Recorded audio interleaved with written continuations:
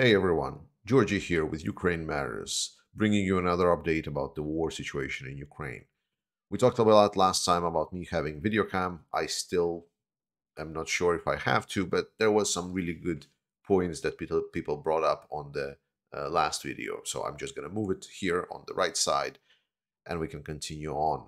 So war in Ukraine, the situation is not changing much in the terms of capturing or recapturing the territories. And mostly it is, as you can see by this video, it is because of the mud season that is full-blown ongoing in Ukraine. The mud is thick, sticky, it clogs everything, it gets stuck, it hinders progress. So things are very slowed down until the frost comes, and then we go into the winter offensive. So with this mud season ongoing, we can almost clearly state that any kind of big advances should not be expected.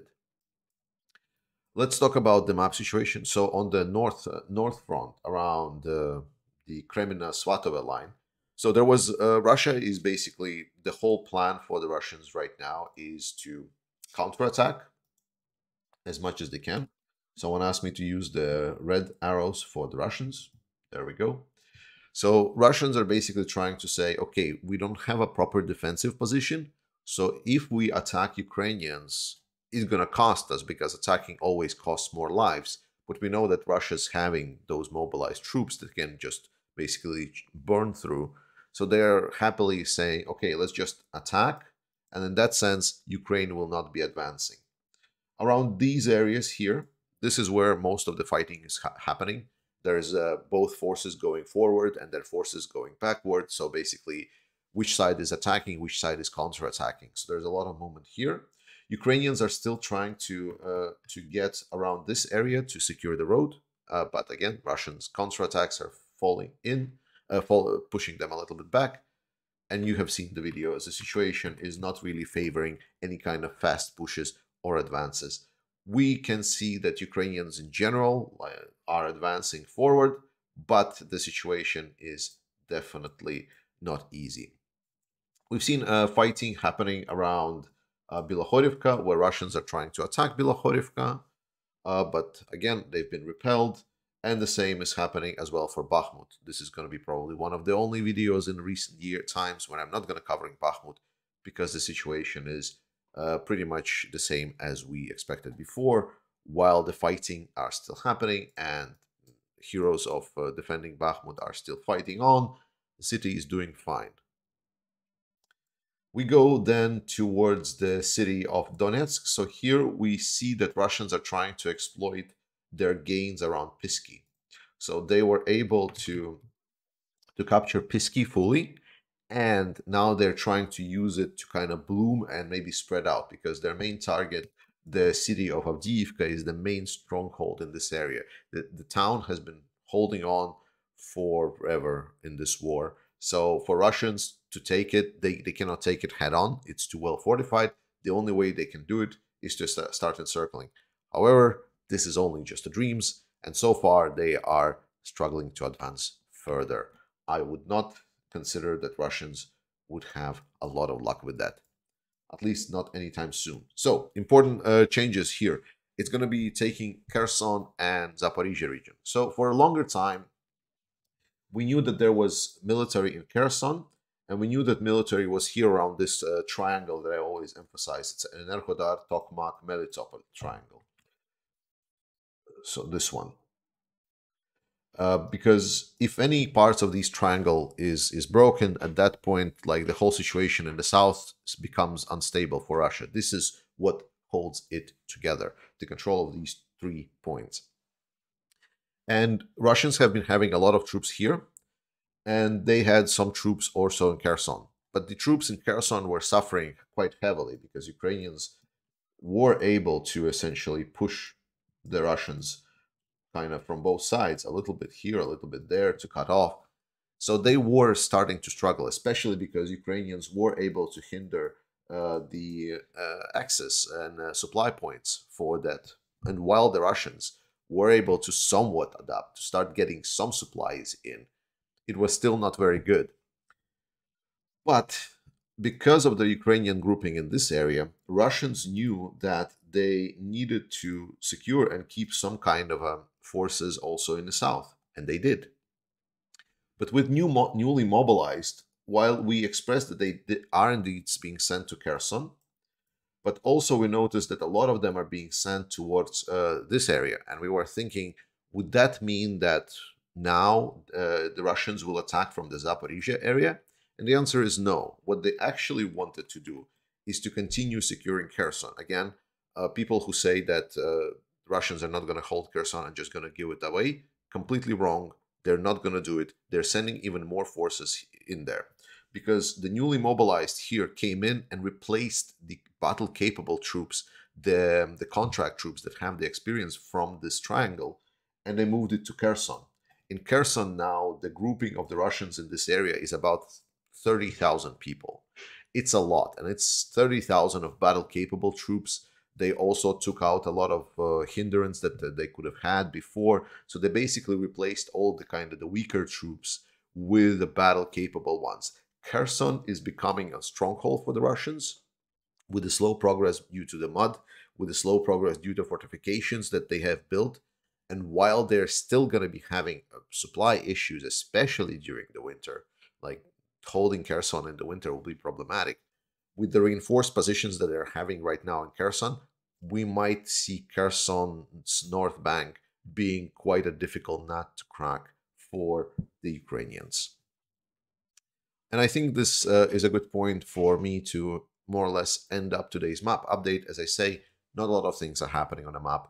However, some things are happening on in the Russian side. Recently, there was like a big forum within Russia, big Russian forum, where Putin gave a speech about the same things actually that he said all the time recently about the neo-colonialism of the West, about Ukraine being a puppet state of the West, about them fighting the single monopolar world where the US is the dominant and Europe is also a puppet of the US. So it's nothing new, except for maybe one thing, right? The new big meme thing is that now apparently Ukrainians are not just Nazis anymore; they are now Satan Nazis. In a big sense, they don't change anything. What is happening is that Western media again is trying to rehabilitate itself and trying to find out that all of these things that are happening is just part of Putin's plan because we, as I say all the time, we believed so much that Putin is this mastermind, genius, and so on. And now everyone is thinking, well, maybe he's just knowing some kind of a things that we don't know. Like we're still in this disbelief of just how stupid and incompetent he is. But he's a deluded dictator. So Putin is trying to pounder to basically get on our side if you don't like Satanists, Nazis, whatever. So they're trying to build the essentially picture of Ukrainians as like the world's most evil thing. So anyone who can try to get him, maybe get some Afghanis to fight, like, oh, if they're Satan, then Afghanis are helping with Allah to fight against the Satan. And now it's like that. It's crazy stuff.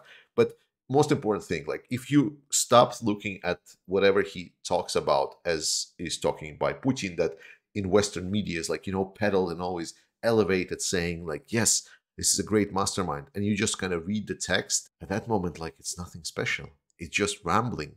It's a rambling of an old, pretty much grandpa that has completely lost any kind of connection with the world. He's presenting himself like he has a lot of influence on the world stage, but he doesn't anymore. He's lost any kind of influence he had with the West ever since his nuclear threats are starting now being pushed back. Ever not since we see that the nature is apparently also playing again. This is a weather forecast, so we all know that weather forecasts should be taken with a grain of salt.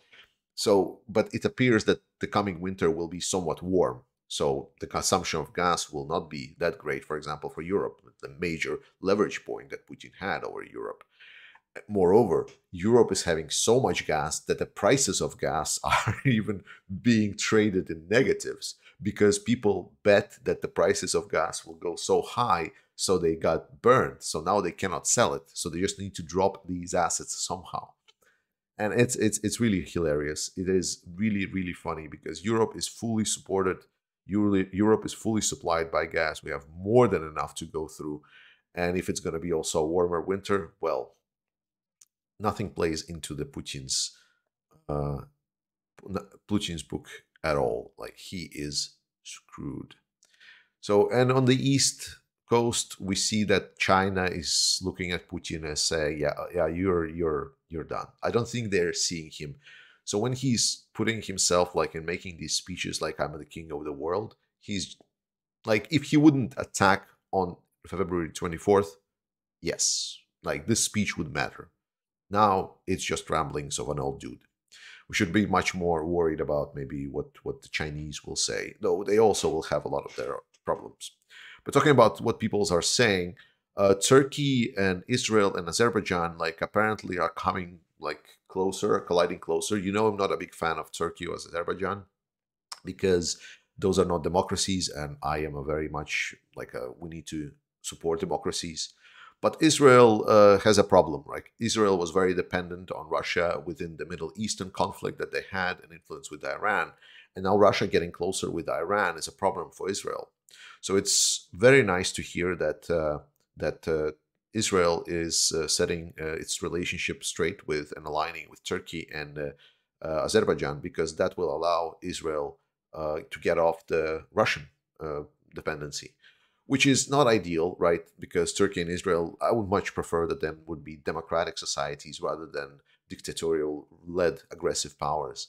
But good on Israel. Maybe that will help Ukraine somehow. Let's deal with every problem as it comes. Right now, we have a huge European war. Let's deal with that, and then we can start continuing discussions about who we should work and how much we should support them. That's it for this update. Thank you so much for watching. Thank you so much to all of the viewers, subscribers, Patreon. Oh, sorry, the other ways, the Patreons and members of this channel. I know you haven't liked the thumbnails that changed, but unfortunately, the data shows that it seems that people really, really enjoy the content, and the thumbnail is just there to attract attention. And I'm learning this YouTube game. I wasn't a YouTuber again before starting this. So as much as I like my art and so on, I really I run this channel with a purpose of at least getting 50% or more of the profits that I get sent to Ukrainian military and support the efforts of Ukraine. So if this channel grows faster and gets more views, I will want and be able to support Ukraine more. Slava Ukraini! See you next time.